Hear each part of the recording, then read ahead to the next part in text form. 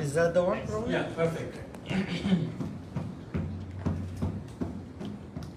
Take as much time as you need. Yeah. There's no, don't worry about 7:30, 7:40. Just do your thing.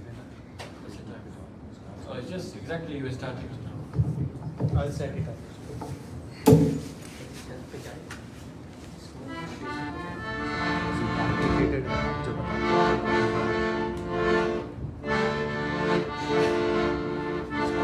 Jaya Jaya Jagannath Satchidananda.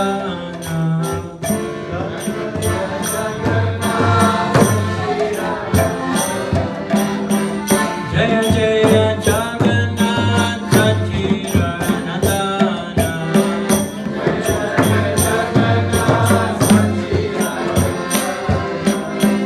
Tribhuvane Kori Jai Karana Vandana.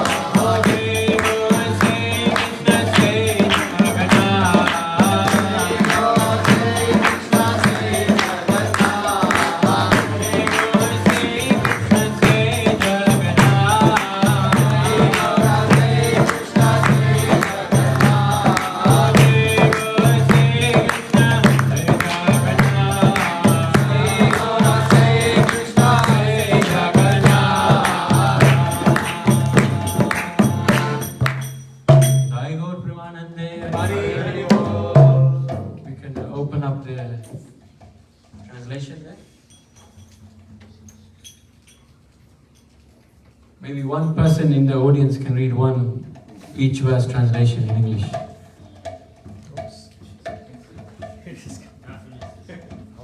Maybe Taylor Prabhu can start the first one. We need glasses. Oh, you can. No, here I can just give this. You can give translation. Yeah. I can start to. Anand, you want? Yeah, you can. All glories to the dear son of Jagannath Mishra and Sachi Devi. All the three worlds offer prayers unto his lotus feet. Okay. In the town of Nadia, he holds the conch shell. Sorry, this is the wrong one. In Nilachal, he holds the conch shell, the disc, the club, and the lotus flower. While in the town of Nadia, he holds the sannyasi staff and the water pot. It is said that in the olden times, as Lord Ramachandra, he killed the demon Ravana. Then later, as Lord Krishna, he revealed the splendorously opulent pastimes of Goloka. It is he who has come. He has come, from Nadia, from Raja, he has come to Nadia. Accepting the mood and luster of Shri Radha, he has come from Raja to Nadia. He has come. Now Lord Govinda, the cowherd boy, has come as Lord Gauranga. He has come distributing the Hare Krishna Mahamantra. Vasudev Ghosh says with folded hands, he who is Gaur is he who is Krishna, is he who is Jagannath. So this is a very nice song, and actually we have all of the names in that song. We have all the pictures here. Even we have Ramachandra here. This is from my temple in London.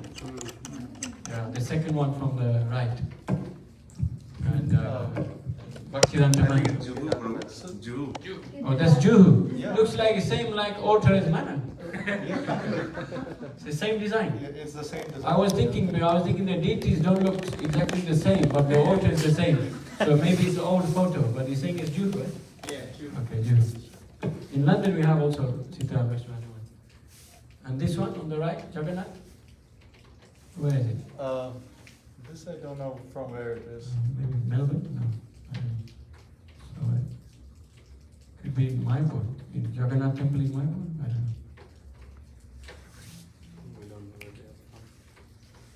So all these beautiful pictures.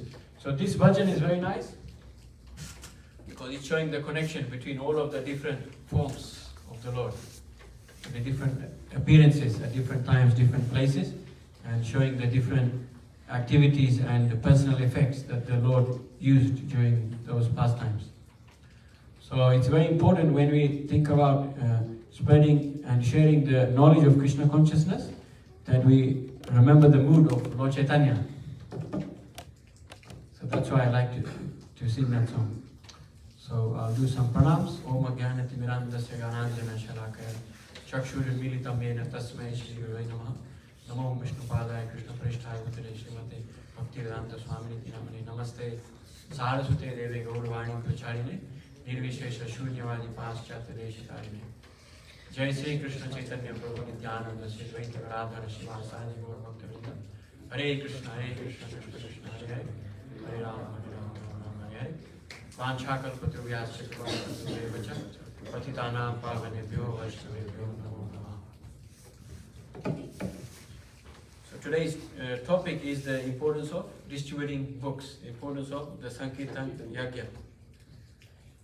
So this is a very important topic, and we will have two aspects of this discussion today. The first one is the philosophical importance, and the second half is the practical methodology. Because actually the methodology is what we call in our philosophical language, that's the details, or that's the technique.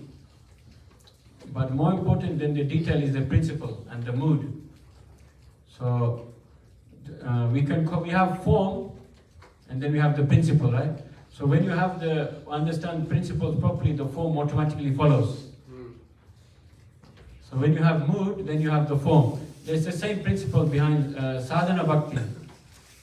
That sadhana bhakti means that we are following what we call, actually we don't exactly say sadhana, but we say the Vaidhi sadhana bhakti, following the vidhis, the rules and regulations, the rituals. So that is, bhakti means, actually, according to Bhagavad Gita, bhakti starts after liberation. After you're on the liberated platform, that's when your bhakti really starts. Yesham tvantakadam papam jananam punya. Once you're free from sinful activity, then you start really properly practicing bhakti. Before that, we're just trying. So we practice the Vaidhi sadhana bhakti. So we follow rules and regulations under the spiritual master in order to develop the proper mood. So the mood of pure devotional service is what we're trying to get. But if we don't have that, we follow the form of that in order to develop the mood. Does that make sense? So sometimes we say, no, I don't like to chant 16 rounds, I just like to chant whatever I feel like. So that is not the correct philosophy, because correct philosophy is, in Vaidhi sadhana bhakti, you follow the vidhi, you follow the form, and by following the form, you develop the mood. Just like sometimes you may be listening to some music, so you don't feel very happy even though you're listening to the music. But if you force yourself to dance, then the dancing will induce you to have that mood, and you'll start smiling and start laughing, right? Same thing in Kirtan. Sometimes there is somebody who is not enthusiastically dancing in the Kirtan, and then you pull them in and they dance. And by imitating the form, they develop the mood. So the more important thing is the mood, but in order to develop mood according to sadhana bhakti platform, then we follow the rules and regulations. And that helps us to develop. It provides a fertile ground for those things to come up. So in the same way in book distribution, really the real book distribution means that we have the very pure consciousness when we do it. We have many examples even in the US of devotees. One of my friends is the top distributor in the US, Mahotsapu. Anybody heard of him? You can look him up in YouTube, there's some videos. So, but at the same time, if somebody follows the same technique, the same thing he's doing, they can also slowly develop in their process. But the first thing is the foundation. So first we'll talk about that. The foundation means the understanding of what is book distribution, why is it important, and what is the internal requirement to do it effectively. So we understand that according to our Shastras, that we have different ages, right? We have different yugas. Let's see, any of the children. What's your name who sang just now? Brinda? No. What's your name? Brinda. Brinda. Do you remember any of the yugas? There are 4 yugas. Do you remember one of them? Wow. Which one are we in? You remember Aryan? Where is Aryan? Here. Which yuga are we in now? Kali Yuga. And one more missing. Satya, Traita, Kali and Dwapara Yuga. So it's explained that Krita Yuga is another name for Satya Yuga. So Krita Yuga, Dhyayato Vishnu. In the first Yuga, millions of years ago, the process was simply meditation. Does anybody do yoga here? Yoga asana? Somebody does? Anybody try? So that is part of, you do? So that's part of Dhyana Yoga process actually. We say Ashtanga Yoga, but the technical term is Dhyana Yoga. So that is just, that's like a preparatory step. But the Dhyana Yoga process ends in Dharana, choosing the point of focus, the single focused point for the mind, Dharana, Dhyana to meditate, and then Samadhi, the complete meditation. So that type of process is not very viable in this age. So when we read Bhagavad Gita, then Krishna explains the same thing. Arjuna says the same thing to Krishna, that that's not possible in this age. I cannot do that. So therefore Krishna says, okay, here is the alternative. So first, Krityuk Dhyayato Vishnu, then Traitayo Yajato Makai. Makai means Yaja. Yaja means the yagyas, doing the different fire sacrifices and different ritualistic ceremonies. And actually when we study even native cultures of other parts of the world, just like I spent time in South America, so there also they have this idea, some kind of idea of fire sacrifice. And then Dwarpare Paricharya, I mean in Dwarpa Yuga, it's the attending of the deities and the form of the Lord. And especially in the Vedic system, worshipping the proper deities and temple worship. But that's not like our temple worship now, it's a much more opulent one. So when you look in for instance, in South India, many temples, they have tons and tons of gold. So, and the deity worship, you have to have pure items of offering. You cannot just offer tap water. You have to have the pure water from the right source, so many things. So there are so many strict prerequisites for doing that, what is called Yuga Dharma.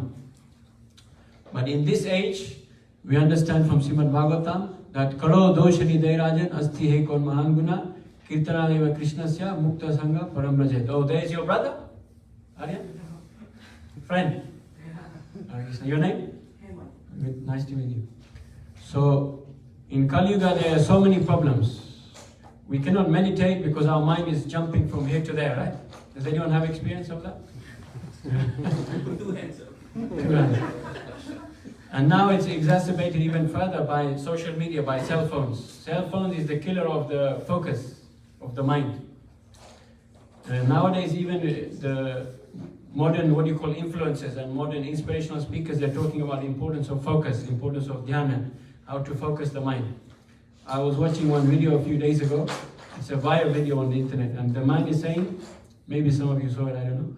The man was saying that we work very hard to protect our house, and we buy the most expensive protection systems with alarms and the sensors on the window, so if somebody opens the window, the alarm will go off, so many things, cameras outside. And we work very hard to protect our vehicle. We have a special lock on it, everything. We work very hard to protect our finances. So we have very advanced banking systems and we have insurance, so many things. We work very hard to protect our health. So in this country, unfortunately, one of the only countries in the world that doesn't have universal healthcare system in the US. So we have to spend a huge amount of money just for health insurance, right? Unless we get it from our job, if we have like more corporate job. But in this country, we have to work very hard just even to have health insurance, right? Luckily, where I come from in England, most of Europe, actually, whole of Europe basically have universal healthcare to some varying degrees. Most of the world, actually. Even in India, they have. It's very crude, but they have it. So if you want better healthcare, you have to get private too. But so we work very hard also to get very nice healthcare. But he says one thing we don't do, we don't try to protect our focus. And that's the most important thing, because your determination and your focus is the thing which is the thing between you and your goal. The thing between where I am now and where I want to be is our determination, is our fixed mind. So this principle is not only in the material world, but is also in the spiritual world, because everything is coming from the spiritual world. So Krishna explains in Bhagavad Gita that Bhoga Aishwarya Prasaktana Maya Teyaparita Chaitasam Vyavasyadmika Buddhi Samado Navidiyate, that there are two main destructive elements that distract us in our spiritual path. That's too much sense gratification, bhoga, and aishwarya, opulence. So too much enjoyment and too much wealth distracts the mind from the spiritual path. So we understand that the mind is flickering everywhere, especially in Kali Yuga. We don't have any austerity, we don't have any tolerance, we don't have any patience. All of the good qualities are going very quickly, right? We're not very conscious of what we're doing in this world. Now in the modern society, especially in America, well, particularly in America because of this new law, I don't know, is it a law or they're trying to make it a law, about abortion. So now everybody is having a big crazy situation about this. But actually, Prabhupada explains the best solution to abortion is don't have sex. So therefore, Vedic system means that sex life you have within a proper relationship, within a proper married relationship at the right time. But in the modern age, we cannot control ourselves. So therefore many, I think around 300,000 abortions every year performed in the US. So then we say, oh, it's my body, my choice. But actually when we say that, then whose body? Well, there's two bodies there. So there's so many problems in Kali Yuga. One is this one, another one is that. There's unlimited problems. Although there are millions of faults in Kali Yuga, there is one good quality.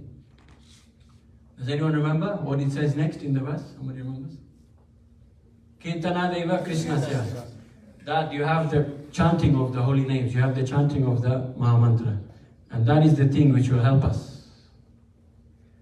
So, because without having self-control and without having purity of mind, even materially we will be a failure, let alone spiritually. And the Mahamantra is the topmost purifying agent because Krishna is the supreme pure. Does anyone remember that verse which explains about how the holy name, about purity of holy name? It starts with the Chintamani. Anyone remember? Nam Chintamani. Yeah. Oh, so it starts with Nama, sorry. Yeah, say. Nam Chintamani Krishna Chaitanya Rasa Vigraha. Purna? Purna Sudo Nitya Mukta Vinatana. Yeah. Thank you, very nice.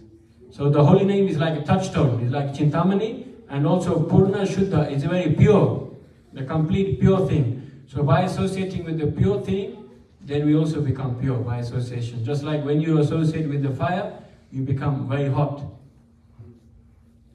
Just like today I was cooking and the pot was very hot, so I touched and burned the finger. So in the same way, by associating with Krishna, you also become purified. So that is the Yuga Dharma for this age. That in Kali Yuga there's a very nice quote I can read to you, I think it's by Govinda Maharaj. I never deleted it from my phone for many years. Once in a while I read it. Where is it?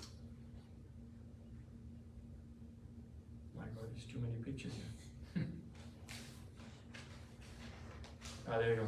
The holy name came. This is the Yuga Dharma for Kali Yuga. But we have no faith in it, no belief in it. We are such crooked persons. We have no simplicity. We only speak with the lips while something else is in the heart. This simplicity is Vaishnavism. It is the only thing required. Make your heart simple. Drive out, throw out all this filth, crookedness, duplicity, and pretentiousness, and immediately you will get Krishna. So this is a very nice quote, very strong quote. And actually we understand this because Lord Chaitanya explains also in his 8 verses Shikshastakam that we must be more humble than blade of grass and more tolerant than a tree. So by having this mood and not desiring respect for me but willing to give to others, that is a correct mood in which we chant. So similar thing he's saying here. So the holy name is very, very powerful and is the most dynamic process in Kali Yuga in order to purify ourselves. And it's very easy, right? What do you think of the Kirtan? I know you came late, but what do you think? I love it. It was nice? Yeah. So it's a very easy process, right? Is it easier than doing splits like Hanumanasana? Is it easier than doing Kurmasana? Kurmasana means your chest is on the floor and your legs are flipped over, so your legs are on top of your shoulders. So many difficult things. But holy name is very easy. You don't have to do Kurmasana, you don't have to do Hanumanasana. You don't need to meditate for thousands of years. You don't need to have millions of dollars to do nice temple worship. You don't have to have very qualified brahmanas to chant mantras and know how to offer properly in the fire. All you need to do is chant in this mood which Lord Chaitanya has given. But at the same time we see that in order to help others, we need also something very powerful, especially in the modern age. In the modern age of technology. So in the pastimes of Lord Chaitanya, he had 2 very special generals in his Sankirtan army. So actually, before Lord Chaitanya came, they were trying to increase the congregational chanting of the holy name, specifically Advaita Acharya. But at the same time, India being a colony and being ruled by Muslims, and also there is kind of people who are envious of this very pure Vaishnavism, they're attached to ritualistic side of Vedic culture. It was very difficult. So Advaita Acharya was praying that please, we want to spread this Sankirtan movement. We want to spread Krishna consciousness, but we need somebody very special. And therefore, by worshipping his deity with the Ganga water, Tulasi, he managed to bring Lord Chaitanya, invite Lord Chaitanya to this world. And Lord Chaitanya doesn't come alone. Lord Chaitanya comes, what is that verse in Bhagavatam? Yeah, Sangha. How did it start? I forget now. Sangam Pangasha Pashadam Yagyai Sankirtana Praya Yajanti Sumedha. How did it start? I don't remember. So Lord Chaitanya, he comes also with his associates and with his weapons. But when it says when he says weapons, it means his weapon is the weapons of preaching Krishna consciousness. He doesn't come like Krishna with like Lord Ram with the bow and arrow. He doesn't come like Nrsimhadev with the claws, but he comes with the very powerful weapon of the Mahamantra. So he comes and he has many associates. So Nityananda Prabhu is there, Haridas Thakur is there, and many others. So he tells them, Suno Suno Nityananda, Suno Haridas, Sarvatra Amaragya Karilo Prakash. Prati Gare Gare Gya Magye Viksha, Bolo Krishna, Bhajo Krishna, Koro Krishna Shiksha. So he tells them, please do these three things. My dear Haridas Thakur, my dear Nityananda. Haridas Thakur is very, very powerful Acharya. He got given the name Namacharya. So we know the story in the cave. Everybody knows Haridas Thakur pastime? I would like to tell it, but time is short. And then we have many pastimes of Nityananda Prabhu also. Nityananda Prabhu is so powerful, even in the Kirtan, he will punch somebody and they will get Krishna Prema. That's how powerful Lord Nityananda is. So he gave three instructions. Bolo Krishna, Bhajo Krishna, Koro Krishna Shiksha. Can anybody translate that? Somebody can help us? Sing Krishna, Yeah? pray Krishna, and then Bhajo means Koro Krishna Shiksha. Shiksha. Yeah. Talk about Krishna. Yeah. Teach about Teach Krishna. about Krishna. Yeah. So teach the instructions of Krishna, right? So these three things are there also. So we can see that the Sankirtan movement is starting like this, with the chanting of holy name and this mood of trying to help others. So Bhagavatam also explains that this is a very important thing, that Etavad Janya Safalyam Dehinam Iha Dehishu Prane Rartir Diya Vacha Srayam Acharanam Sada. That now you have come to this human form of life, now you should be very intelligent and apply spiritual life and also share it with others. So therefore, Praner Arte Diya Vacha, four things which you should employ as tools in order to help uplift others. Use your prana, use your life force, your energy. Praner Arte, Artha means? Money. Your wealth, your money, your resources, just like Telepu has a nice hybrid car. So this is a very good Sankirtan vehicle. Less pollution as well. And Praner, Arte, and then Diya. Diya means to your concentration of mind. It's the same root like we have Di, like in Dhyana. And then Praner, Arte, Diya, and Vacha. Speech. So that's the same word we have in English. We say vocal, right? Vocal cord. That comes from vok in Latin, which comes from vak in Sanskrit, the Vacha. So use these four things in order to help people. So we can see that this is very nicely done by the way Srila Prabhupada has told us. That not only we do Harinam Sankirtan in the streets, we do congregational chanting. It doesn't have to be in the street, it can be anywhere. But it has to be in the mood of sharing with others. It can be in a yoga studio also. I was in Miami, we did a lot of programs in the yoga studio. You can go to the university. Once I went to Haiti. Has anybody heard of Haiti? Yes. Yeah. So there is a small island in the Caribbean. Actually, it's not very small, it's quite big. But there is an island in the Caribbean. And so it's split in half. One half is Dominican Republic, the other half is Haiti. So myself and one of our team members, His Grace Vicharu Prabhu, he was Tamal Krishna Maharaj's personal servant, very advanced devotee. Hopefully he will come here one day. I'm going to tell him to come. So we went to Haiti, but Haiti is a very dangerous country. We went just 2 years ago, so it's in the top 10 most because they don't have a stable government. And lots of crime, lots of killing, lots of civil war, etc. So we did Harinam in the hospital. Because we were doing it on the street, but we felt like people are going to attack us. So we went in the hospital and we were doing Harinam in the hospital. So you can do it anywhere, but at the same time, Srila Prabhupada and Srila Bhakti Saraswati Thakur, they wanted to do something even more powerful for the modern age, for the industrial age. So therefore, Bhakti Saraswati Thakur said that even more powerful than this chanting of holy name is the Brihad Mridanga. Just like here we have Mridanga, right? Hey, where is Aryan gone? Ah, here. We have Mridanga, right? So what, you know what is Brihad Mridanga means? It means a big drum. Not this dollar, but a big drum. That means a printing press. So you see, actually this comes even down to the Goswami's times. They were very interested in producing books. Actually, the 6 Goswamis, sometimes these people say that why were they apparently just like Babajis? They were just in Vrindavan and they were mainly just writing books.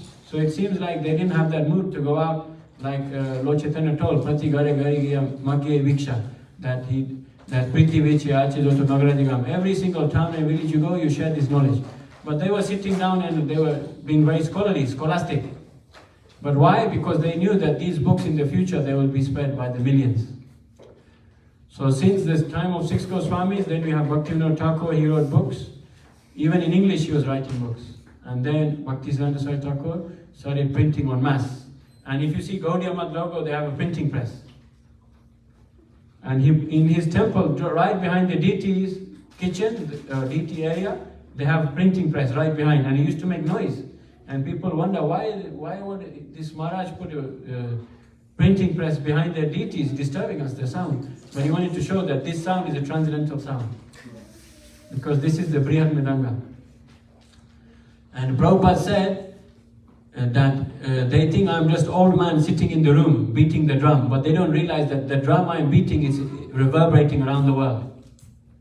And even to his last breath, Srila Prabhupada, in 1977 November, there is one recording and Prabhupada said that they don't know, they think they finally got rid of this old man. He's disturbing the world by stopping all the demonic activities. Many government people and many materialistic people, they didn't like Srila Prabhupada, Bhaktisiddhanta Saraswati Thakur, because they're preaching against materialism. So he says they're thinking finally they've got rid of this old man. But actually they don't know, little do they know, I'm still every day dictating Srimad Bhagavatam and I'm going to bring revolution in this world. So that is the power of the books. So Brihad Mridanga means that it's a big drum because the Mridanga you play and you can hear it in one room, right? But the Brihad Mridanga you hear it around the world. That's the power of books. So Srila Prabhupada, he spent most of his time, actually more than even singing Kirtan. He's a very good musician, Srila Prabhupada, a very good singer. But he spent more time teaching Bhagavatam and writing purpose. They said on average 7 pages a day he was writing. So imagine how many books there are. Not only he did whole Bhagavatam until 10, then he did also whole Chaitanya Charitamrita, and then he did many small books, and he did Nectar of Devotion, so many books he did, just in a very short amount of time. So we can see that why did he introduce this book distribution? Because there's many reasons why Prabhupada introduced. One is because the devotees, the spiritualists, they're supposed to be the head of society. Does any of the children know what is the name of the head of society? Any of you remember? You have the 4 Varnas. Which is the top one? Who said it? Oh, they have to get Mahasweet, okay? So Brahmana, right? So the Brahme Janati iti Brahmana. That one who knows spiritual knowledge, that is a Brahmana. Brahma Janati iti Brahmana. So we can see that book distribution is the most fulfilling activity of the Brahmana. Does anybody know why? Sometimes people say that book distribution is more like a Vaishya activity because you're collecting money, right? But actually it's not, it's a Brahminical activity. Can anyone explain why? Somebody can share? It's distributing knowledge, which Yeah. is what the first dharma of a Brahmana is. Wow, very nice. Good point. Any other thoughts? Being tolerant and compassionate. Tolerant and compassionate, very nice, thank you. Yeah, like, does anyone remember in Bhagavad Gita, Shama, Dhamma, Tapasya, all of the qualities which are given of the devotee, of the Bhakta. Bhakta means he's already beyond Brahmana level. So austerity, truthfulness, compassion, tolerance, all of these, they manifest when you distribute books. Anyone else? Anyone like to share last one? You like to share, Mataji? No? So, actually, this is a thought I had a couple of years ago. I never heard it, but somehow I thought it makes sense. Because Brahmanas, they have 6 activities they're supposed to do, right? That's called Satkarma. Brahmana Sat. So it means Patan, Yajan, Dan, Pratigraha. That you have to be engaged in study of the Shastra and also teaching of the Shastra, right? The first 2. Patan, Yajan. Then engaging in the sacrifice and also preparing that situation for others also. Yajan, then Dan, Pratigraha. To give in charity and receiving in charity also. So when you distribute books, all of these 6 are complete. Because in order to distribute books, you have to know what's in the books. So step 1 is done, 1 of 6 already done.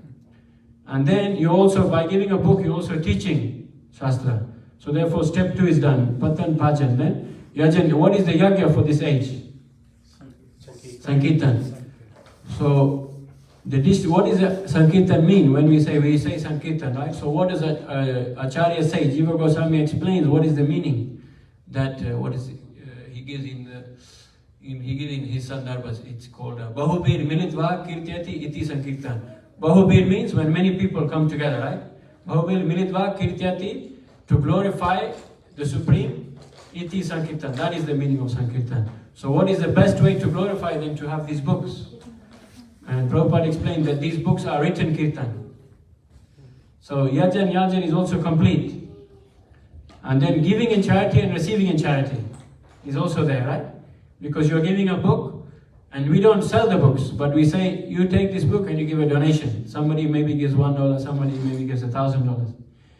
So, Dan, Pratika, both we're giving something and receiving something. So we can see that this is the topmost Brahmanical activity of book distribution. And it's not so much about technique, but it's about having the mood of compassion. And this mood of compassion is the thing which attracts the mercy of Krishna. Anybody who is conscious and intelligent, they know that the thing I should focus on in my life is what is in my utmost rational self-interest, right? Generally we try to pursue things in our life. I'm trying to pursue a career in radiology, because radiology makes good couple 100,000 a year, right? Radiology, good job, right? Or I'm trying to get in the hotel business, because if I own hotels, it's good business, right? Somebody's dream is maybe, I don't know, they want to open some university. Someone else's dream, they want to open a restaurant. So many of us, we have dreams. But what is in our topmost rational self-interest, that is the thing which is at the root of our necessities. What is at the root of all of, we have many problems, right? Financial problem, we have relationship needs, family needs. We have so many different types of needs in this world. But what is the root of all the needs? The root is that our soul needs to be nourished. And we understand that the happiness is a spiritual thing. Enjoyment is material, but happiness is spiritual. So therefore, what is in our topmost rational self-interest is that thing which makes us satisfied on the deepest level of ourselves, and that is Bhakti Yoga.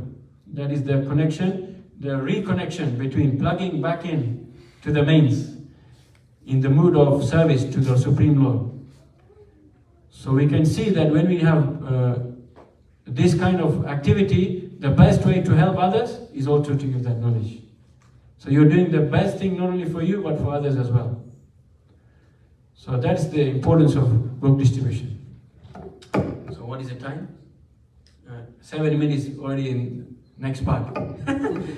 So now we can discuss a little bit how to do it. So who has done something like that before? Book distribution, or maybe back to Godhead, or anything, something like that? Few of you. So we understand that book distribution, the first thing is the sadhana. Generally, generally people ask me, Prabhu, what is the best thing I can say? What is the best place to go? But first thing is to have sadhana. Because sadhana develops the spiritual qualities which are necessary to do any service. Does anybody remember in Nectar of Instruction, there is one verse, Utsahan, remember? How does it go?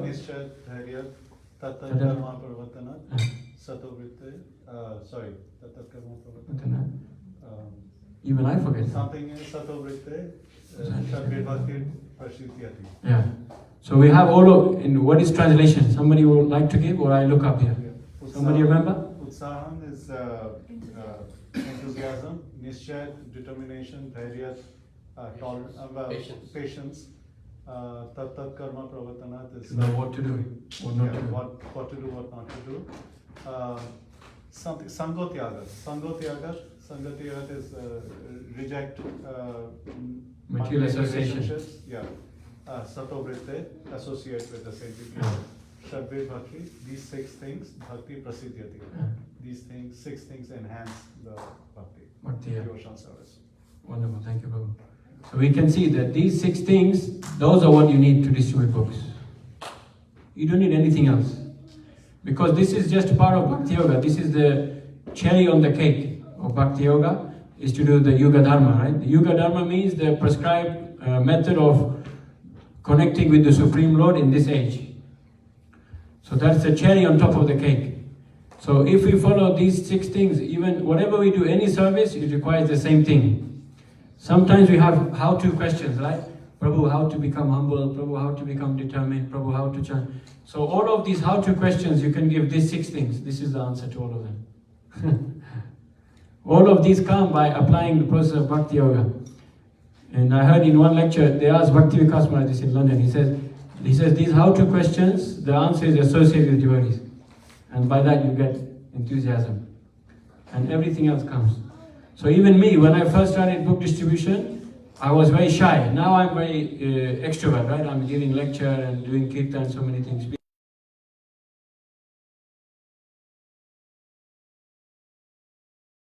How are you? Hemant? 14. So when 2 years after your age, I started learning how to distribute books. But I was very shy. Even you, if we put you on the street, will you feel confident or you will feel a bit shy? You feel shy, right? So then I thought, how can I do this? This is not so easy thing to do. So then there's one brahmachari from the manor, he's called Gurudas. He's a Gujarati, very chubby Gujarati brahmachari, very jolly, like rosy cheeks. And he's very funny. So he says, I was trying to do Vaisheshika Prabhu, everybody's heard of him? Yep. So he should come here sometime. Right? He come before? Well, we invited him. Yeah. Hopefully he will come. Also Taylor Prabhu is connected with him. So he started a program called now they call it Sacred Street Party. Before it was called Weekend Warriors. So every week on Saturday morning we used to go out and do the whole day. Book table, Harinam, give prasadam, cookies, whatever it is. And I used to go, but I was too scared. I was like, no, I can't do it. And I tried one day, I did one book in many hours, so then I thought it's too much. But I wanted to do it because Prabhupada said that many quotes you can read. Prabhupada, if you want to please me, then distribute my books. But I thought that that's not so easy. Because we want to advance in spiritual life, right? Who wants to advance in spiritual life? So the secret to advancing in spiritual life is to sacrifice your personal comfort, your personal enjoyment to help others. That is the secret in spiritual life. Just like Mother Yashoda. Whatever she's doing for Krishna, whether she's comfortable or not, but she's doing pure service. So not only we have to serve the Lord, but Krishna wants to see that everybody comes back to him. Just like if you have children, and some of your children, they were gone in the forest and they got lost. Then you can't say, Mommy, I'm back. And then your mother would say, but what? You're the oldest child and where are all the other kids? What did you do? You should have brought them with you. So, although the mother is happy to see one child, she wants to see everybody come back. If you have 10 children and only one comes back, you will be happy, but you'll also be sad. So in the same way, Krishna wants everybody to come back to him. So Krishna is most pleased when he sees that his intelligent children who have taken up spiritual life and have detached from the exploitative materialistic lifestyle, they're also willing to bring others back with them. And that's why Prabhupada said book distribution is in the mood of the gopis. So we can see that this principle is very important, enthusiasm. So I was distributing books and it wasn't working. So then Gurudas Prabhu says, from now on, you just stand next to me and watch. So then I thought, okay, I'll watch you, that's easy. He says, you're not allowed to distribute books, only watch me. So then he went up to the first person and he said, excuse me, sir, you look a little bit it was in Christmas time, like December marathon time. So he said, excuse me, sir, you look a little bit like Santa Claus, you have a big belly. And then he was tapping the man on the belly. Just some random guy in the street. He was tapping on the belly. And I was thinking, my God, he's a very confident person. He doesn't even know him when he's touching his belly, like tapping, making fun of his belly. And he said, you look a bit like Santa Claus. He's saying, I have the best gift for you, take this one. And the guy took a book. And then after that, a Muslim man with a big beard and the thing on the head, the long kurta, everything, he came out of the mosque after doing prayers. And then he distributed a book to him. And then next one was some person who's saying, no, I only believe in Jesus, I don't want to read your books. And then he explained everything nicely and even he took a book. So then after watching him for a couple of weeks, then I understood. So by association, it comes. So there is one nice, I don't know if it's a verse, but there is one nice saying in Sanskrit about association, that what is it? Sangha Shakti Kalo Yuga, I think. Does anyone remember? That in Kali Yuga, the Shakti comes by Sangha, by association. So first step is, even if you don't know how to do, you associate with those who know and you can pick it up. And by following sadhana bhakti, you will advance in these different items. Utsaha, Nishya, Tattva, Karma, all of these items will come. And that is the foundational practical tip. First, develop the mood of book distribution. So reading, studying, applying, chanting japa, and then how to help others, how to help reduce the suffering of others, relieve the suffering of other people. So now some practical things. So the first thing is, there is actually a book you can read. You have one of those books. It's called Our Family Business. And there is another one, it's called The Nectar of Book Distribution. So you can also read those books. The top book distributor in the US, he did, I believe it's around, I can't remember now. It's like almost 2,000 Mahabig books in one day. And not even in 24 hours, just in like 8 hours. So you can imagine how much. He was giving people like 10 Mahabig books in one go, like that. Because if you divide 1,800, I don't know how much it is, by 8 hours, or by 8 and then by 60, you'll see how many books he distributes in 1 minute. So he broke the record, and he says that one of the main things which inspired me was that book, Nectar of Book Distribution. So we can see, first thing is that we have to be very enthusiastic, then what is the practical ways of doing it. So first thing we have to understand is practical thing. First is have books. There is a maybe it's in Google, I forget the laws. It's one of the devotees, he wrote the laws of book distribution. Let me just get it here. First one is here we go. 4 laws of book distribution. First thing we already discussed, sadhana must be strong. So we must be fixed in our own achar. Because achar just means our own practice, right? And then what does prachar mean?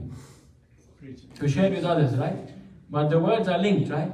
So pra just means forward, so it means to put out what you're already doing.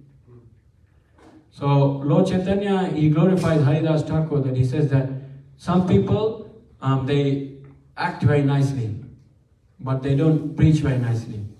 And some people, they preach very nicely, but they don't act very nicely, right? So we see that, right? There are many people, they are very scholarly, very intelligent, very dynamic, but they don't like to go out and share their knowledge with others. So then there are some people, they have a lot of knowledge, but the way they behave is very unpalatable, so it puts people off. Has anyone experienced one of those two categories? So all of us, we're actually one of those, or a mix of that. But the more we advance, the more we will find out how to harmonize these two activities. So the first law, they said, is to have sadhana. Then second one? Get books. Share with others. Where is it going? Yeah, second one is to get books.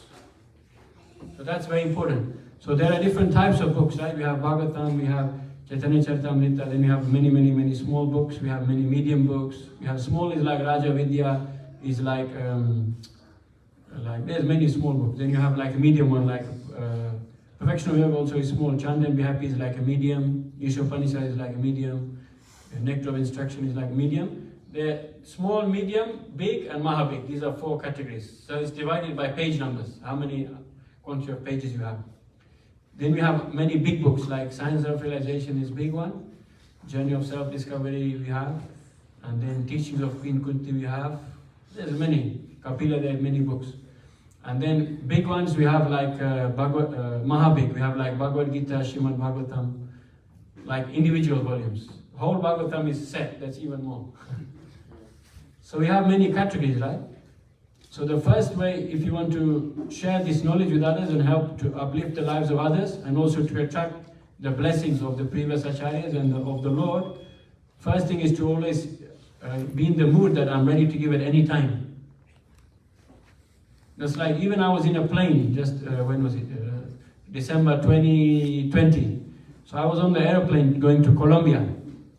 So actually I wanted to bring this book here. I printed a book by one of the top Prabhupada's disciples called Tribhunath Prabhu. He passed away, but he was a very good lecturer and he used to do debates at universities.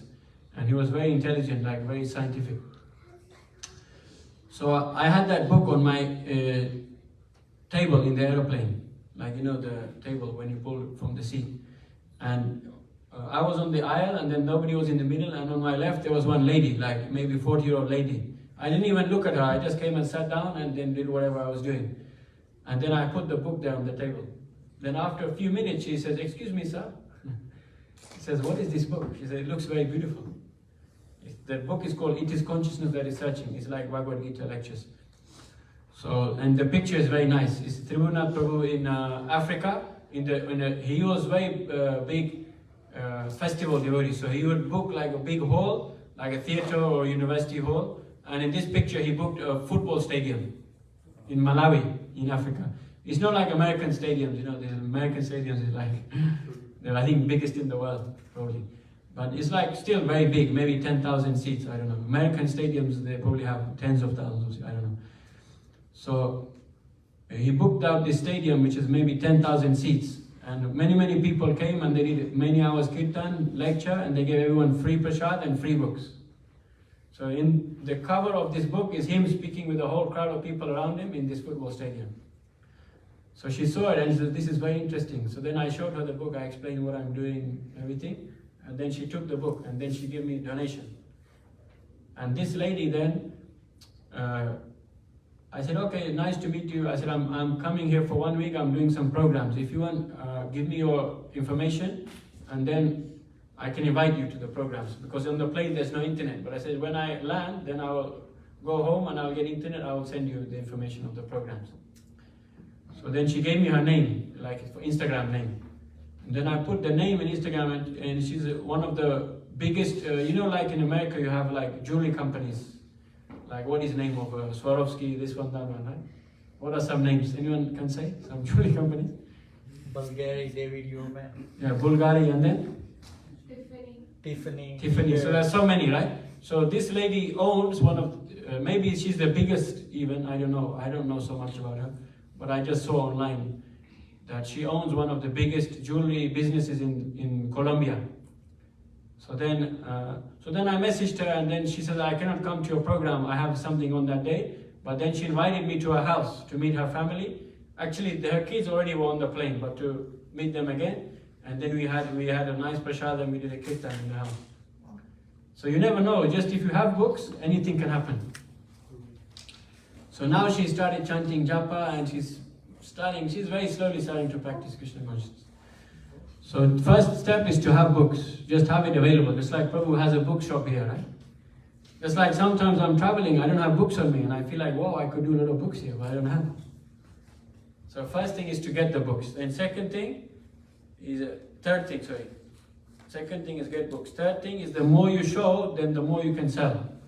So always it's very good to have a book table. For two reasons. There are two ways of distributing books. One is you approach people, or the other one is people approach you, right? So approaching people can often get more results because then you're stopping more people than you need. Then not need, but no more people than you will get naturally. But a book table is better because if someone comes to the table, then they're coming more out of interest and they're not just stopping just because you stop them, you know? They're actually directly coming. So they're also more likely that they want to take big books and even Bhagavatam sets. So, and it's very easy because when you have a book table with a sign, you don't need to stop so many people. Just a sign, people get attracted.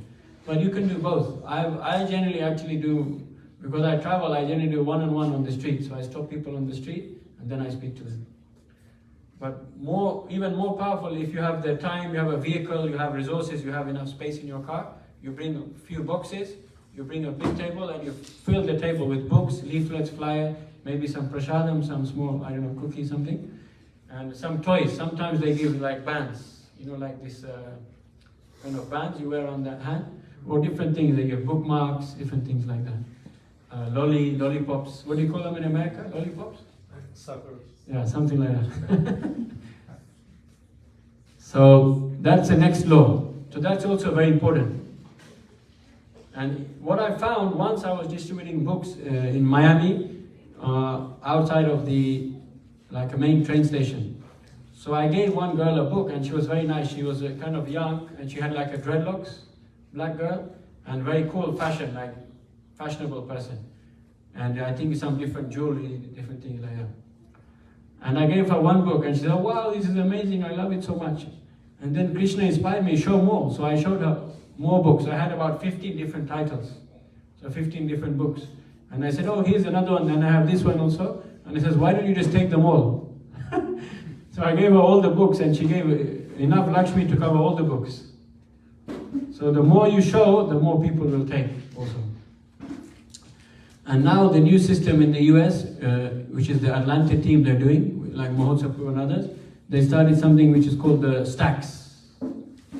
So one is called Bhakta stack. So you have like Bhagavad Gita, I can't remember what else, I think it's Channel Be Happy, Science of Self-Realization, and one other, something like that. It's like 4 or 5 books in a stack, and they tie it up beautifully with ribbons, and they give people a stack of books. And then they say, just give a donation, and they say whatever the BBT is, double of that, and they say, just give a donation like that. And people take that stack. And now they have also the bigger one, more advanced one is called Saptarishi stack. They have Bhagavad Gita there, I think Bhagavatam. It's like mainly Mahabig and big books. I forget all of the titles they put in there. Sometimes it changes also. Because they did so many of these Saptarishi stacks that I think one of the books ran out. So now they added Ramayana to the books. I forget which one ran out, but because BBT they print like 100,000 at a time or 200, I don't know how many thousand. So they don't print it every year, they print it every few years. So one of them ran out, so they have to finish the titles which are already there. So that Saptarishi they have. So they give 7 big books and Mahabig book, and they ask for a donation $50. And many people take. Once we were in Atlanta, this was last year, and we were with Mahotsapu, and one of the new devotees, she works in a fashion shop. So they had like the staff had a day out at the park, you know Piedmont Park in Atlanta? So they went to the park and they were having like a picnic. So he says, we will also bring food. So we bought them prasadam. There's like 30 different ladies who work in this fashion business. And then Mahotsapu, he made a speech in front of everybody.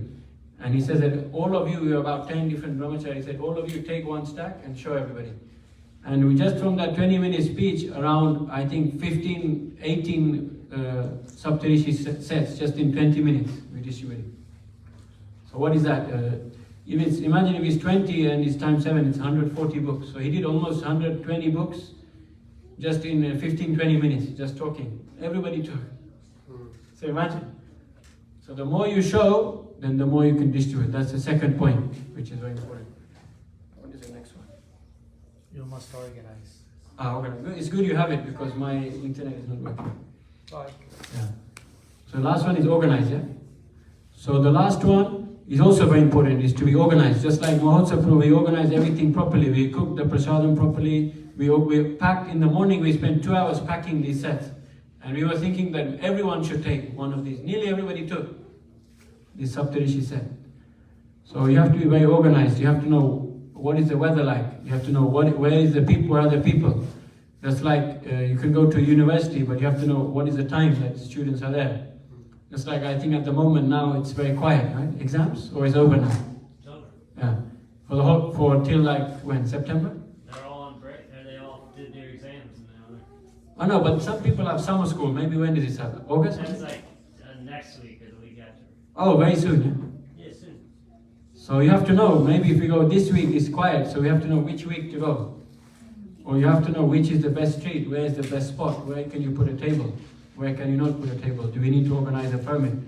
So first thing is also that planning in advance, to be prepared, because mode of goodness means that you do everything planning properly. Sometimes you just jump in and then you make a mistake, then 20 devotees come and you're not allowed to have a table, and then they tell you have to move on. So it's a waste of time, right? So mode of goodness means, sattvic mind means to plan everything systematically, organized way. The exact time, the exact place, if you need a permit or not, etc. I find that generally the most best book distribution I did is always like that, always in the right place at the right time. Just like music festivals, it's very nice. Or any kind of big festival where there's a lot of people, is very nice. Even when I was in New York, we were distributing in the Pride Parade, and so many books went out. Because in the Pride Parade, people, they're looking for something beyond the normal norms of society. They're trying to find a new way. They're trying to, essentially everyone is trying to find happiness. Somebody is trying to find at the Pride Parade, someone is trying to find in the Trump rally, someone is trying to find here, someone is trying to find there. But ultimately, the happiness is to understand who am I as a spirit soul and what makes me happy. Then that will help everybody universally. So when you're organized, you know what time, where to go, exact place, everything is good. Just like when I was in, when we used to go, I've been distributing many countries around the world. So one of the places we went is in New Zealand. New Zealand we went about 4 or 5 times. January, normally we go summertime. We had a team which was called Harinam Ruchi. So we do Harinam and book distribution at the same time. And every 1, 2, 3 weeks we go to a new country like that. So we were in New Zealand and we made a plan. Okay, we want to do Harinam at the farmers market because a lot of people are out. Because New Zealand is a very low population country. I think it's less than 10 million, I think. It's quite big, the size, but the population density is not so high. So you have, even in the US it's like that. You can't go on the street and see people. You have to know what is the exact street in which place. Europe is not like that. Europe is very busy everywhere. Even the US, most people are in the car. Nobody is even on the street. So we were planning, okay, there is a farmer's market this day of the week, and this day of the week there is this day of the week there is this festival. So we will go there and we'll do a huge amount of books and everyone will dance and chant with us in the market because they're coming just for holiday. On Saturday, people are on holiday, so they don't have work, they're in a good mood. So they take more books and they're also happy to dance with us. You can put in YouTube when you go home, Harinam Ruchi, you will be very happy to see you. You've seen some videos? Yeah. So there's many different kind of places you go, but you have to sometimes plan in advance. Just like in Ypsilanti here, Michigan. Does anybody know Deva Madhava? Yep. Yeah. So we were in Atlanta because His Holiness Jayapataka Maharaj was there, and he says he's one of the younger but quite influential leading disciples in the US of Jayapataka Swami. So he says to him that, sorry Guru Maharaj, I have to leave because on the Friday, Saturday, Sunday is the biggest music festival. What is it called? Remember? Was it Bono? I don't know, something. I forget the name. Just like a month ago, some huge festival, like tens of thousands of people. So they plan months in advance that on this day there's this festival. So we're going to do Kirtan and distribute books on that day. Michigan or in California? Somewhere near to Ypsilanti, near to Detroit, somewhere. I forget the name. So this is another very important tip. That the more you plan and the more you know things properly, systematically, the more efficient you will be. That's the meaning of organization. Organization means that you have people with a common goal, and by working together and by having a systematization of what you're going to do, you have much more efficiency and much more productivity. That's the same reason why Prabhupada made ISKCON. Sometimes we feel our institution is very hard, you have to pay the bills, there's sometimes politics between people, sometimes legal things, so many things happen, right? When you have institution, money, management, etc. But Bhakti said, yes, it's not good, but it's a necessary evil. That's the word used, necessary evil. So it's not easy, it's very stressful. But when you're organized, sometimes it's a lot of work. But the more organized you are, the more efficient, the more productive, and the more results you will get. So this is like the essence of these 4 laws of book distribution. So now is it 7:30. Should I go a little bit more, or is time is? However, a it's bit up tight? to you entirely, and if you would like to invite questions or comment, whatever you feel is okay with us. Okay. Does anyone have any questions? Questions, comments? Prabhuji, how do you interact or start the conversation when you approach people? Like I heard your experiences that first you were observer.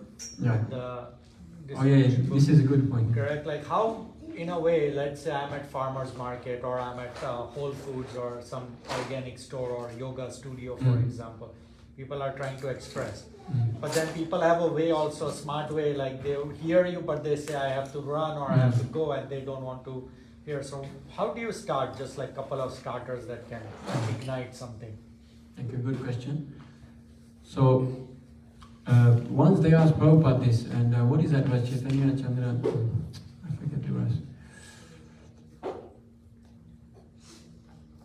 Yeah, I forget the verse now. But basically, the Prabhupada quoted a verse, and this is the way that you connect people to bhakti. So he says, I forget who it is. He's one of the acharyas from Lord Chaitanya's time.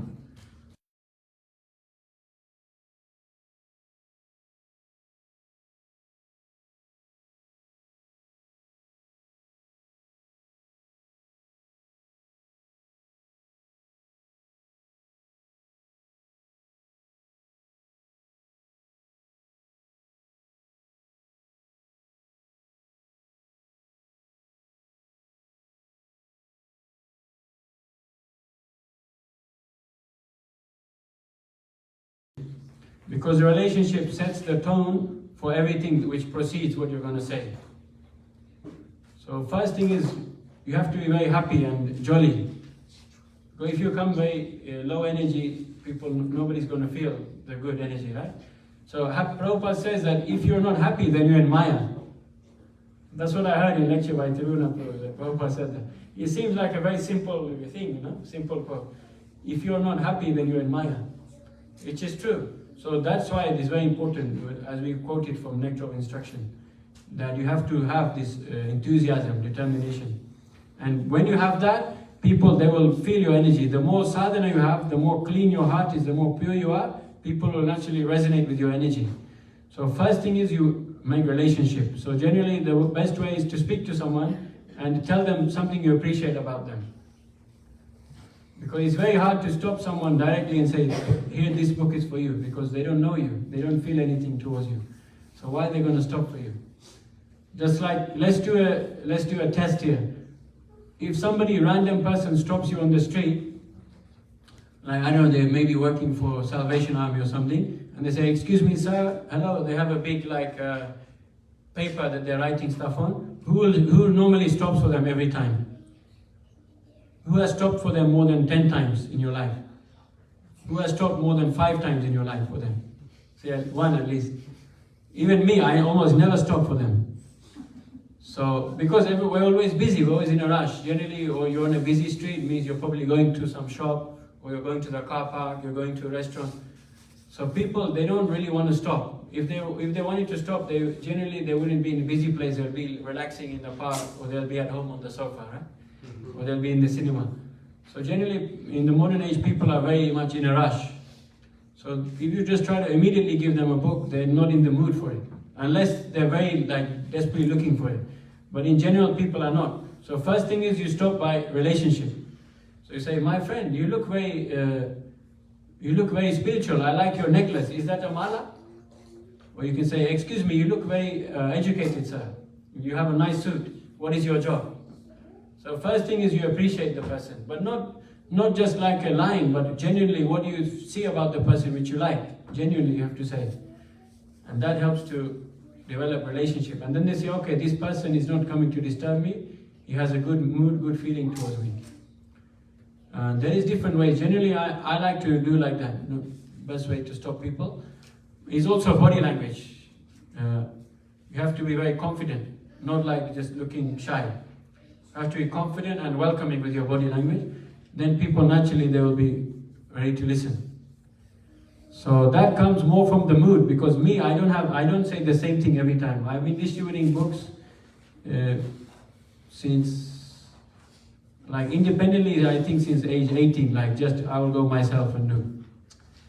So it means 10 years, so it means, I don't know how many thousands of books, but I generally never say the same thing every time. Every time it's slightly different. So you have to be spontaneous. When Bhaktisiddhanta Saraswati Thakur, they opened up Bhag Bazaar temple in Calcutta, he said that this opening temple, this is our Raganuga Bhakti.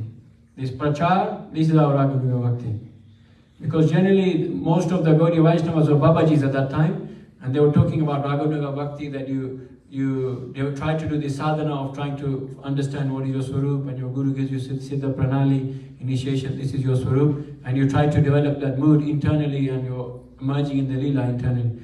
But Bhaktisiddhanta said this is not a cheap thing, this comes much later.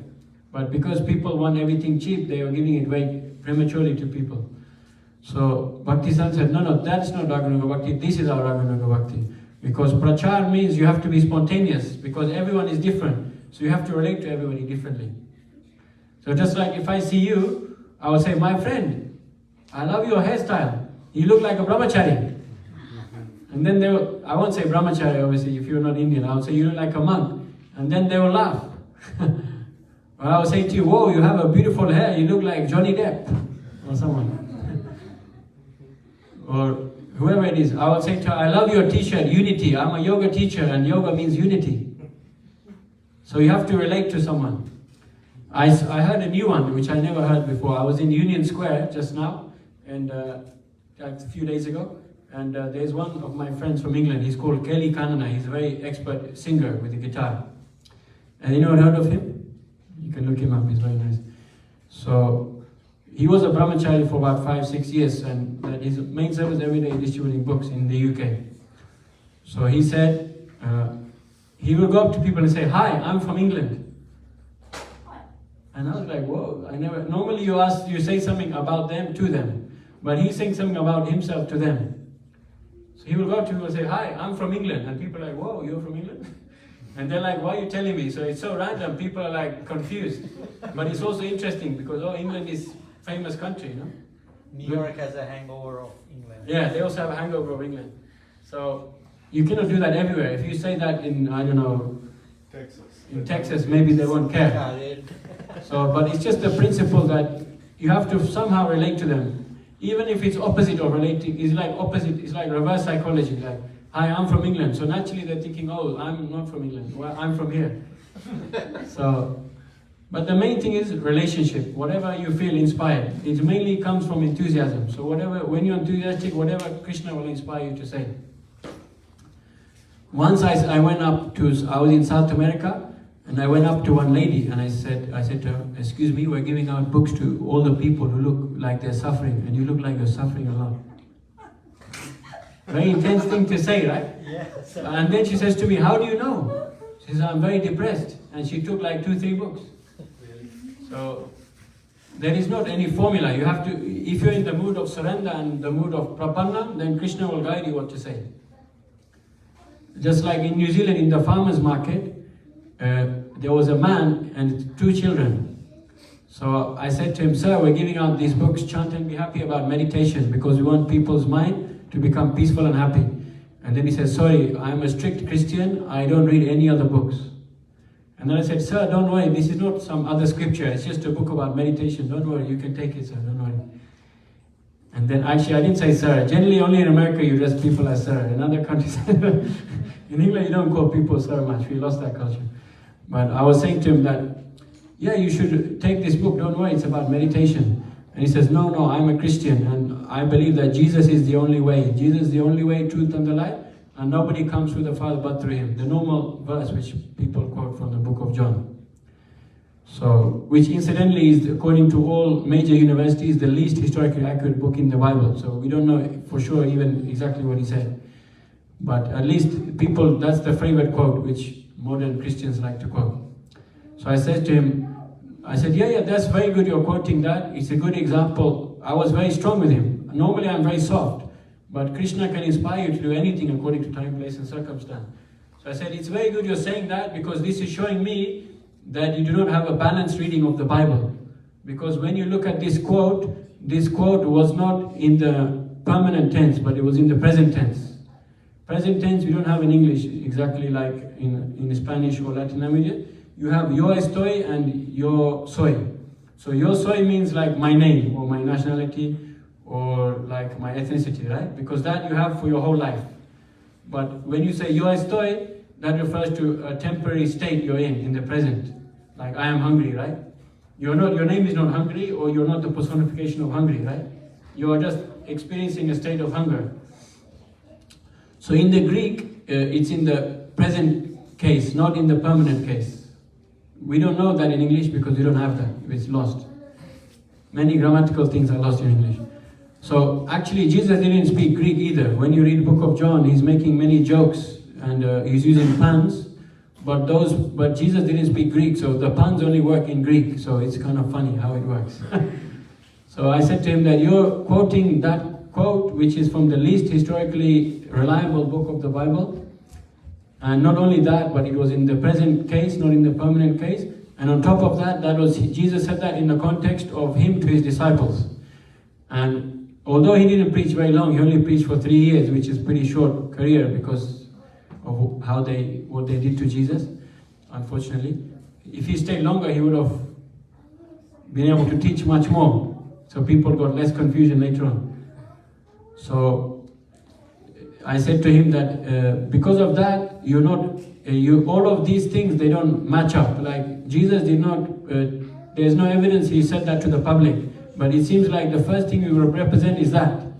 Whereas according to scholars, like the Sermon on the Mount is more representative of the philosophy which he taught. So you should really be speaking that. Or something like love thy neighbor, something nice. So I said, the fact that you're quoting this to me means that you're more in the mode of passion, which means you haven't read the Bible in the right mood to absorb it correctly. So I said, you definitely need this book about meditation, so that way you have a peaceful mind, and then when you have a peaceful mind, you can properly read the Bible and then properly understand Jesus. And then he was defeated. Huh? No. His ego was too much hurt, but his sons, they become very happy and they were clapping to him. So, but book distribution is not always black and white. Sometimes, just like Ravindra Swarup Prabhu, he's a PhD in philosophy from Temple University, which is, I think it's Ivy League school, is it? Or it's pretty good school. It's Ivy League? Good school, yeah. So especially if their philosophy department is very he's got a very good reputation. So he brought his professors to meet Prabhupada, and Prabhupada chastised them. He says that, what are you teaching? They said, oh, we are teaching Hinduism. And then he says, so what is the ultimate goal of what you're teaching? What is the ultimate essence of what you've learned? And they said, oh, we're teaching Hinduism, so we don't really know what is the ultimate goal. So they're trying to make a joke that it's so vague, we don't know. And then Prabhupada says to, I forget which disciple. Does anyone remember this story? Somebody, he said, maybe it was Ravindra Swarup. No, it was Bhakti Swarup Damodar Maharaj. Somebody knows him? So he was also in the room. I believe it was him. And because he's also a PhD and a very top scholar. So he says to him, so what do we call people who teach something but they don't know what they're teaching? And Bhakti Swarup Damodar Maharaj says, we call them cheaters, Prabhupada. Because if you teach something but you don't know it, then you're a cheater, right? So then they became very much offended. And then after some time they left. And then Ravindra Swarup had to apologize. And then he didn't see them for a long time because he graduated. And then 2-3 years later he saw the professor. And then the professor he said, oh, I'm sorry, my guru is very strong. That's why he said that to you. And then the professor said, no, actually what your guru did was compassionate. Actually your guru was right. What he said was correct. So you never know what happens.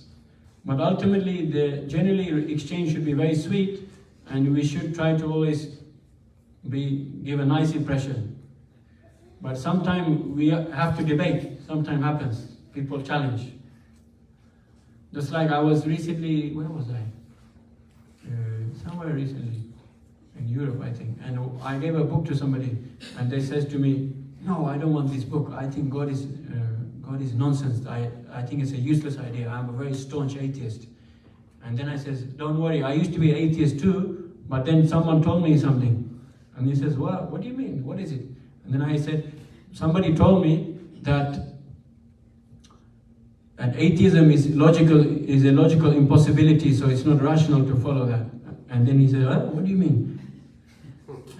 He says, it seems like the most rational choice. What do you have? What's your challenge?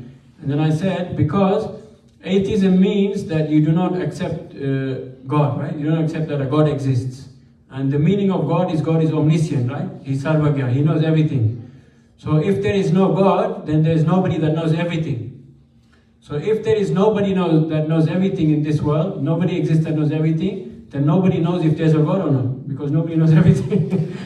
So I said actually it's more rational to be agnostic, because we don't even know 1% of what's in this universe, let alone the billions of universes that exist.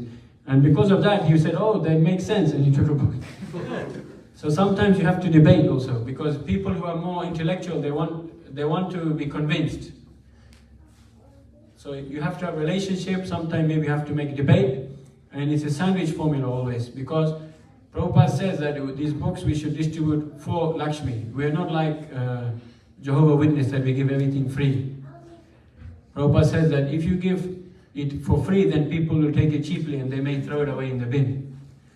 So he says that if people give a donation, then people value money. The thing we're most attached to is not our prana, is not our diya, or is not our vacha. Like our energy is very low and we don't like to give people our energy, right? We're lazy. And the prana, and then diya, we don't have much intelligence focus. Even we're with our friends, but at the same time we're on Instagram, like this. Does anyone find that annoying? We may do it ourselves, but when people do it to us, we're talking to them and they're like, yeah, can you help me? Like this. So we don't give our prana, we don't give our diya, and vacha. Vacha is very cheap, our words.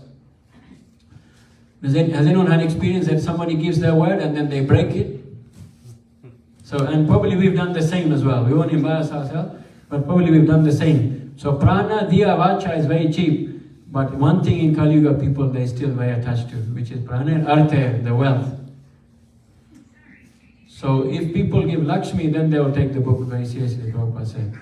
So therefore, Prabhupada said, normally you distribute for double the BBT cost. Not that you rip them off like Barnes and Nobles, but you give them just good price, just double of BBT. So a small book, it costs maybe 60 cents to print. So you just give them minimum donation around $1, $1.20. So everybody can afford. Bhagavad Gita, it costs $2.50 roughly to print, so you can give for $5, like that. So not that you rip people off. If people want to give more, then whatever people donate to the temple, the better, because it helps them in their spiritual life. But at least Prabhupada said minimum double BBT. Generally not to give, especially big books, to give freely, because you give it free and it will freely fall in the bin if they don't like it. But if they give Lakshmi, it means they're serious about the books.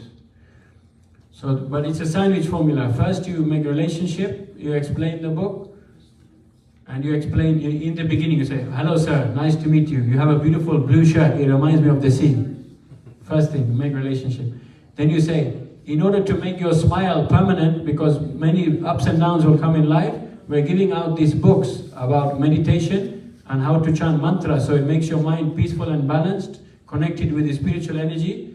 So therefore, despite the ups and downs, you'll always be smiling. We don't sell these books, but we ask for donation. And then you explain more. And you can explain, they maybe answer some questions they have, and then you conclude, and then again you ask. But the important thing is you mention Lakshmi in the beginning, because if you only mention at the end, people are whole time thinking, oh, I don't have to give any Lakshmi, and then at the end you say it's a shock for them.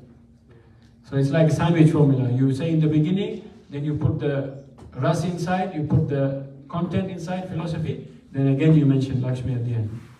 That's a practical tip. Two questions. Yeah. You mentioned about approaching people, which you do, Yeah. which sometimes is also effective. So should we approach anyone, or does Krishna gives us the inspiration on who to approach?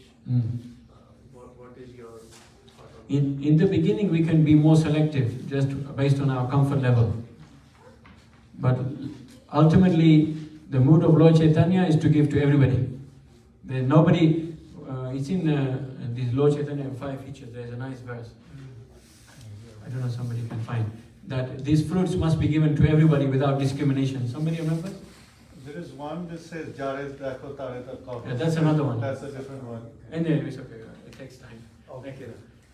Yeah, like Prabhu said, there's another verse which is Jare Deko Tare Kaha Krishna Upadesh Amara Gyai Guru Hayatare. So wherever you go, whomever you meet, Krishna Upadesh, give them Krishna, the teaching of Krishna. Same thing which Lord Chaitanya told Haridas Thakur and Nityananda Prabhu. Amara Gyai, on my order you become a guru and you help to deliver this to everybody. So ultimately we should be in the mood that everybody we speak to. But when you're new, generally you find people it's easier to speak to, then you just do that. One more question, Prabhu. You mentioned about the small books, the medium books. What should be the what should be the books which like a person who's starting new should be able to give? I know you talked about meditation, so not every book talks about meditation. No, that one was Chant and Be Happy.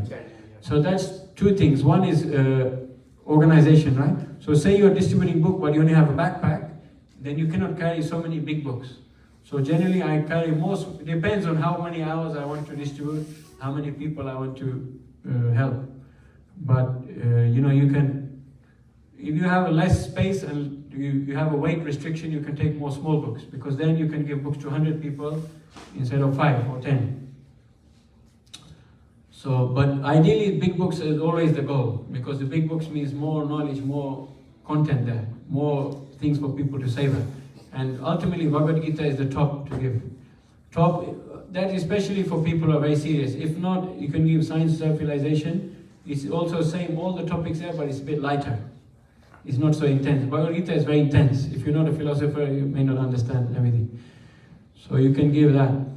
But basically, if you're new, it's easier to start with small books. Unless you have a table. If you have a table, you show everything and you just start with whatever the person looks at.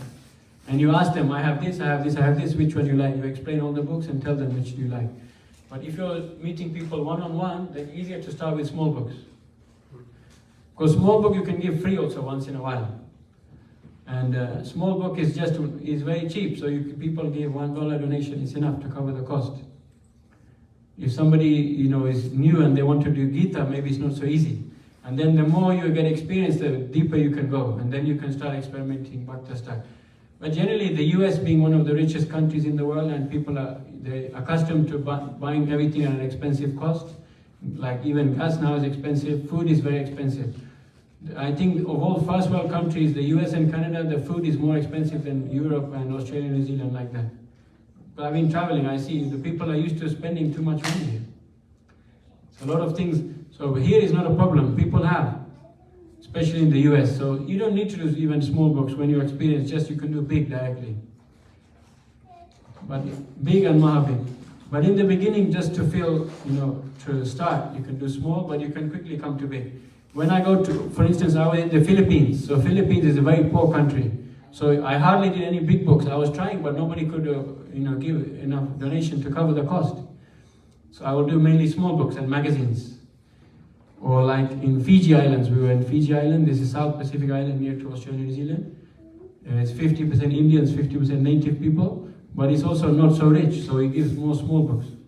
But in the US, everybody can take Gita. If you have presented it nicely, everybody can take in the US, when you're more experienced. One thing I notice here, whenever somebody doesn't take a book and they stop, generally it's not their fault, it's actually our fault, that we haven't presented it nicely. Because everyone objectively is looking for this knowledge. But you have to present it to them in the way which clicks with them. Does that make sense? That's my meditation. If I give a book and I explain everything, and the person doesn't take, then I think, something I could have, what can I improve for next time? How can I explain it more relevant to them? Yes, Prabhu? So Prabhu, like Bhagavad Gita, when we distribute Bhagavad Gita, and when they see the picture up front, they think that we are trying to convert them to some other religion. Yeah. And they will just walk by, Yeah. and they will not stop also. So how to present Bhagavad Gita to somebody new, like first time? We can explain the content and everything, but as soon as they see the picture, they think that okay, we are trying to convert them. Yeah. So I will give you some information, but what I recommend, because it's that one. For me now, I don't even explain the whole book. I just more connect with them, and the people give them like good enough Lakshmi, then I give Gita. But if you want to explain literally the whole book, there is one video on YouTube by Vaishesh Kapoor, how to distribute Bhagavad Gita. I recommend you watch that. It's very nice, in YouTube. It's a course, it's like 10-15 minute video. But basically the principle is that always it's not that we are presenting, in literally Vedic knowledge, Shastra is not a religion in the modern sense of the term. So we explain that we are giving out books with the spiritual knowledge which are relevant to all types of people, regardless of which religion you are. And I generally like to go from the historical perspective, that this is the oldest spiritual text known to man. And I like to link also Sanskrit, that these books are written in Sanskrit, which is the oldest Indo-European language. Therefore, it's like the grandparents of English or whatever. I'm in Spain or South America, I will link with Spanish words or English words. So you link it like that, then it doesn't become a foreign thing. And I say this is actually the very oldest Indo-European epic. So this is part of your European heritage or your wherever you are in the world. So you can explain like that, a more historical way and a more philosophical way. That this is not a religious book, but this is a book about the soul, about karma, like that. And good thing is you ask them, do you believe in karma? And 99% of the time people say yes. And I say, do you believe in incarnation? Yes. Do you believe meditation is very good for your mental health? They say, yeah. So you can link these things, and people say yes, few times means they already like it. So now they've admitted they like this. So, but Gita, you have to explain a bit more in depth. You have to speak a little bit longer. Vaishesh Kapoor likes to show the pictures of reincarnation. You say, where were you on this picture? Were you a child? Where are you now? And then you explain a little bit about reincarnation. And then there's different pictures about the moles, there's different, like with the half man, half animal paintings. There are different things you can show. And then you can explain also authoritatively that many scholars in the past, they read this book. So Mahotsa Prabhu, he uses always the same thing. He says, have you heard of Tupac Shakur? Yes. Have you heard of Muhammad Ali? Yes. Have you heard of Albert Einstein? Yes. They all read this book. And then people are like, oh wow, so it's an important book. I used to say Will Smith, but now because he slapped someone in the Oscars, I can't say that anymore. So I used to say Russell Brand also. Everybody heard of Russell Brand? He was married to Katy Perry. He's a British celebrity. He's a devotee actually. He doesn't follow all the rules, but he's a devotee. So he's controversial because